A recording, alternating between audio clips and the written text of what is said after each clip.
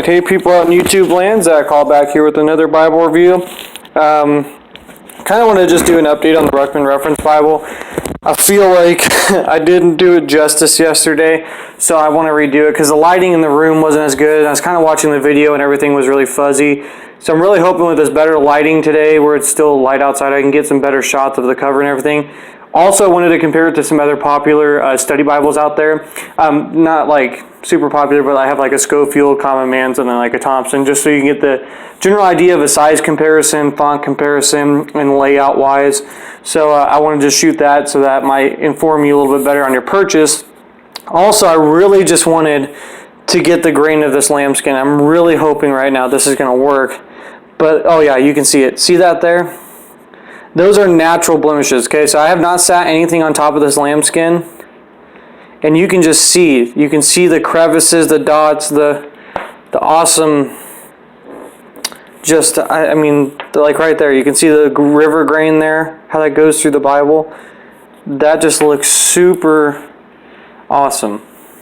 And I absolutely love this. This is lambskin, so if you do buy this, I wanted to also update you on this. I wanted to be honest with it. Lambskin in general is going to be a thinner cover. Okay, so where a cowhide or even some calf skins, goat skin, stuff like that is going to be generally thicker, a thicker cut of leather. Lambskin's pretty thin, so you can see here.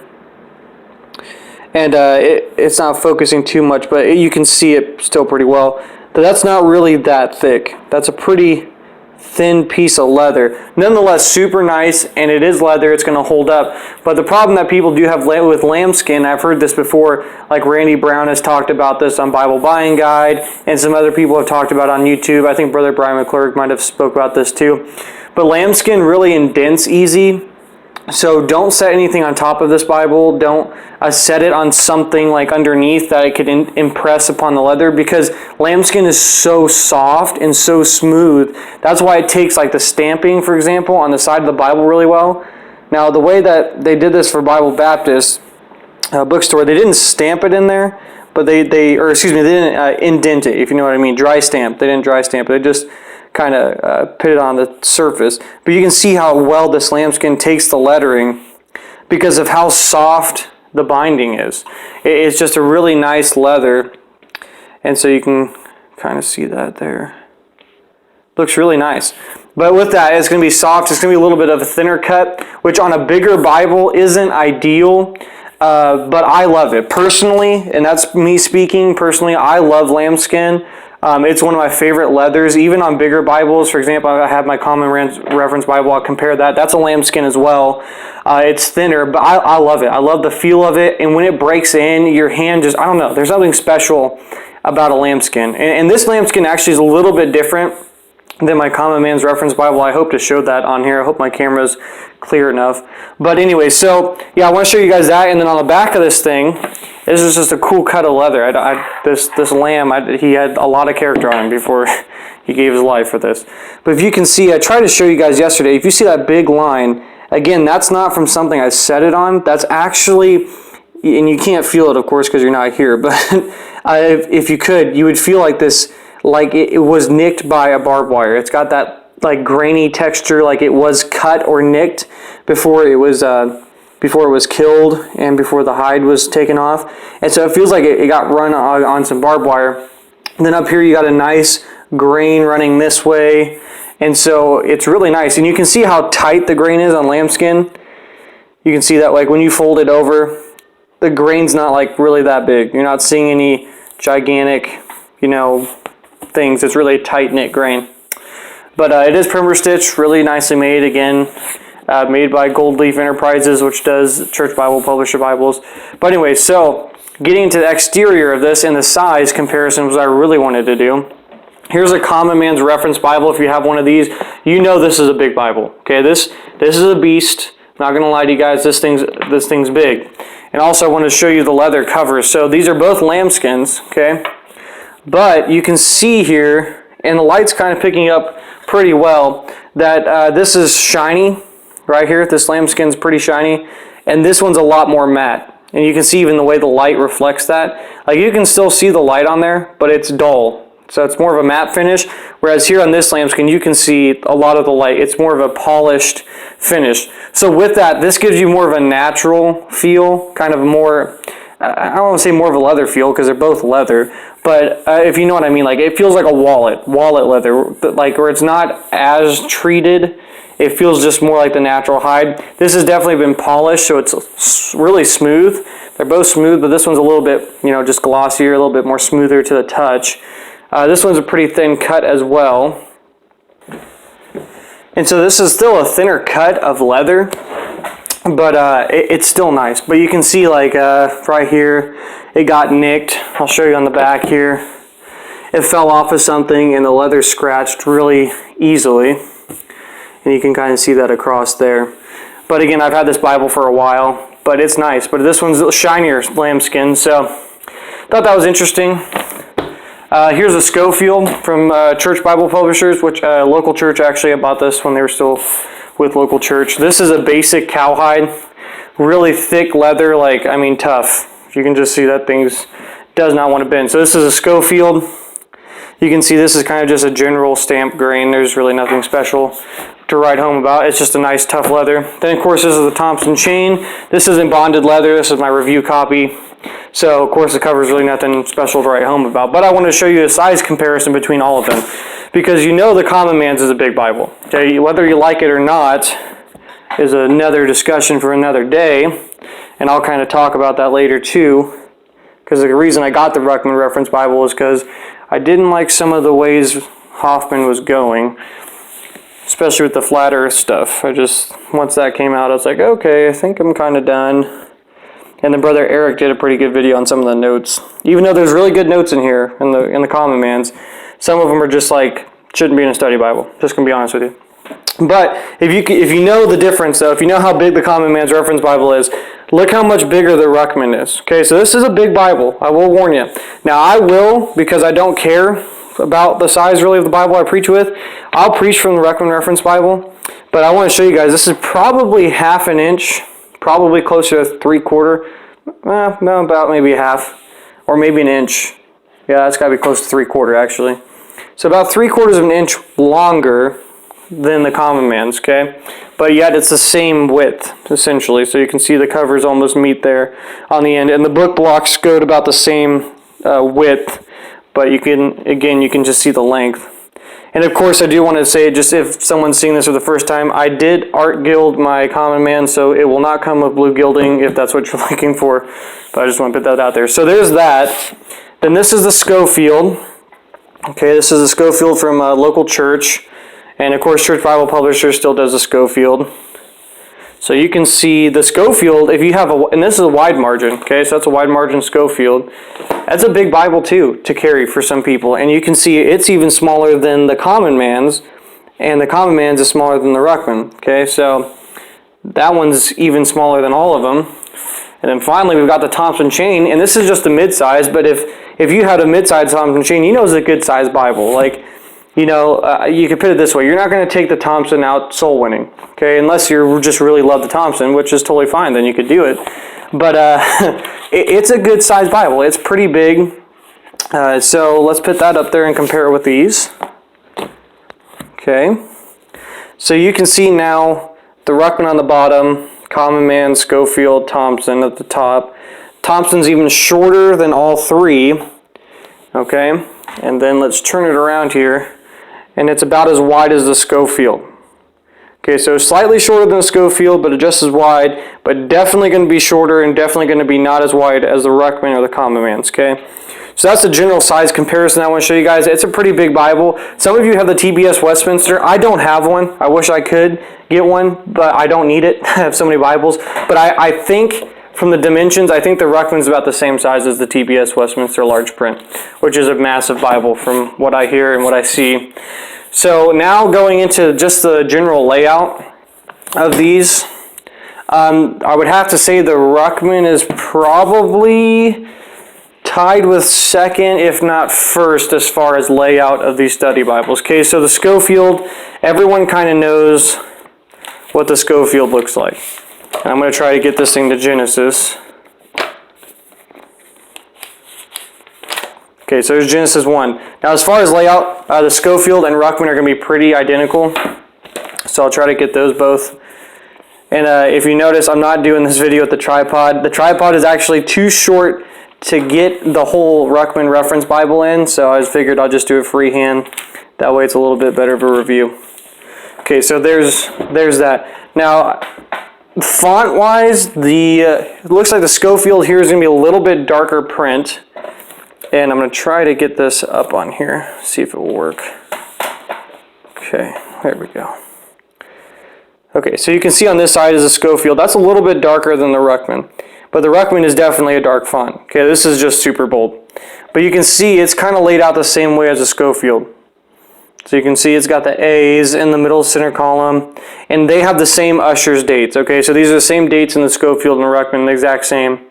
And you kind of see it's even laid out the same exact way. This is kind of funny. So you see here 1-1, okay, 1-7. Ruckman's able to just put more verses on this page. But here in the Scofield, you have 1-4 and 1-1. So you have the same exact thing. And the page numbers in the center. Okay, so as far as layout, I guess Brother Ruckman really wanted to look like a Scofield. And that's totally fine, because I love the layout of Scofield personally. I don't agree with Scofield, don't agree with Ruckman on everything. But I think it's a good layout for a study Bible. I really do. And of course, as Randy Brown says, this is more of a commentary study Bible. And that's very true. It's the thoughts of one man.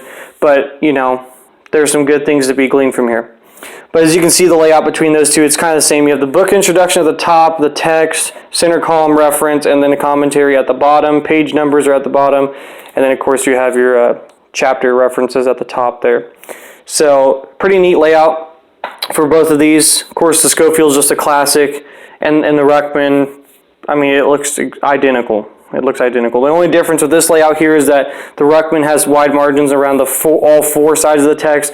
This only has a wide margin around all three sides of the text. Okay, so there's the comparison with the Ruckman and the Scofield. Now I would say probably my favorite layout for a study Bible, even though I'm not using it much anymore, is the Common Man's. And don't get me wrong, I still love Brother Hoffman. I still think he's a great Bible teacher. I just think that this version of the study Bible there's something to be desired. I think there could be better study notes. There's a lot of opinion and not enough study, in my opinion. But still love his heart for the Word of God. Still love Brother Hoffman and his ministry. I've listened to many of his videos. So I'm going to try to get these both open to Genesis 1. And these are kind of laid out the same way too, but we'll see a little bit of difference between these two. Okay, so let me get the Ruckman up here again. And try to get this close. Alright, so now we can see here. I'll turn this sideways, might be able to get a little bit more in there. Although that might mess it up on YouTube, so sorry about that. But you can see the kind of layout here at the top. You can see here in the Ruckman we have the chapter and verse. Here in the Common Man's we do not. Okay. And then the center column's the same. The references are the same as far as, you know, the letters and the numbers. That's identical. The Common Man's Reference Bible, however, does not have subject headings. Okay, so that's where Scofield and Ruckman are identical. Ruckman, as you can see here, has a subject heading there, and it throughout the whole Bible, whereas the Common Man's does not have a subject heading. But as far as the notes go, so this is a little bit different too. Ruckman actually includes the verse, chapter and verse number for the note. So actually this makes it easier when you're referencing the notes, because then you can just look at the verse and find it instead of trying to search through all the verses, find the number, which number is it, and then go down the bottom, which is what you have to do in the Common Man's, because the verse is not referenced. You just have the number, which is in the text. And of course in Genesis 1 here, where there's only 4 verses, it's easy to find. But when it's a bigger chapter, you know, it's harder to see. But I really love the layout of this because the font is really clean. It's a Times New Roman font, so it's just a general font, but it looks really clean, really well done. Ruckman's is a Times New Roman. I think it's slightly more bold. And I'll let you guys take a look at that, but I think it is slightly more bold. And this is a smaller font. This is an 8-point font, but it reads like a 9. Really does. It's a good readable font. This is a 10-point font, and it looks really good. It's really easy to read too. So I'll kind of just throw this out in the middle here so you can kind of get the difference there. So you can see the columns here in the Ruckman are a little bit narrower. The ones in the Common Man are a little bit wider. And then Ruckman does not have as many center column references as the Common Man's. That's kind of actually what one of the things the Common Man's known for is the center column references. But Ruckman does not have a lot, which for me is okay because then I can just use that space to put my own references instead of wasting the margin space. So that's kind of nice. So there's a comparison between that and the Common Man's. And I think this would be probably in construction and layout wise, as far as having this in lambskin and kind of the size and the margin, it's the most identical to the Ruckman Reference Bible. These two are pretty close. Scofield would be close too, except it doesn't have margins on all four sides of the text. But these two would probably brothers. They're really close to layout and everything. Except I don't know. No, that looks like they're the same thickness. Yeah, it looks like the same thickness. One difference is I did want to show you again just how far CBP has come on their binding methods though. This is the Common Man's. But you're actually not getting a lot of cockling there, but oh, there you go. So you can hear that cockling, kind of that pop noise. But then you get to the Ruckman, so you can tell it's just like the binding procedure is just well done, really in both, but you can see even how flat the Ruckman lays. It lays really flat anywhere you have it. It'll open out of the box to Genesis 1, and that's just probably because how big it is. So there's a comparison between that and the Common Man's. And there's, minute differences in both of these where I just don't have the time to go over them. But it's general, just so you can see it for purchasing reasons. And then, of course, the Thompson, the cover is going to be no comparison here. Bonded leather to lambskin. Lambskin always destroys bonded leather, right? It's like rock, paper, scissors type of thing. But Kirkbride makes an excellent Bible, guys. They really do. I'm blown away by the quality of the Thompson, even in this bonded leather cover. Just how flat the Thompson lays. That's the thing. The Thompson's going to lay the flattest. I mean, that is a straight line. And of course, they're patented tube spine there, but that's just about as flat as you're going to get a Bible to lay. I'm being honest with you, it's just so flat of a Bible, just lays perfectly flat. It's really cool. I actually just preached out of the Thompson, and it was really easy to preach out of. But you can just see how flat that lays compared to the Ruckman there. And the Ruckman, of course, is going to lay really flat because of the binding and the leather cover. And Thompson does make it. If you're interested in Thompson, they do make this in genuine leather. And, of course, you can get one from CBP as well in a better leather cover. But that's kind of the general layout. And let me get to the front of the Thompson. That's what I meant to do. Let's go to Genesis.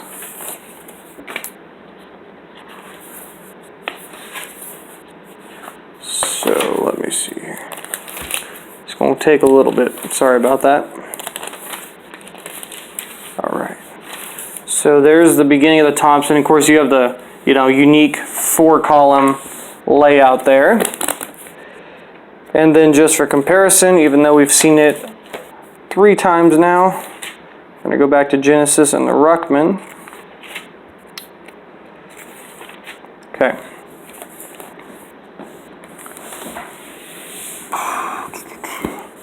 So you can kind of see the difference in the layout there. So of course there's going to be no introduction for the Thompson. What you do have though is the chain links, okay? So you have like the author there, quick note about the author. See if my camera can focus there. Yep, there you go. Quick note about the author, analysis of the book. You can find that in the back of the Thompson. And then a key word that is throughout the book. So that's kind of a quick little help. And then of course in the Thompson you're going to have a chapter summary of the whole chapter. Okay, so instead of subject headings, you have chapter summaries. And of course you have the chain links and references, parallel passages, different translations and stuff in the margins. And then you have the text in the middle there.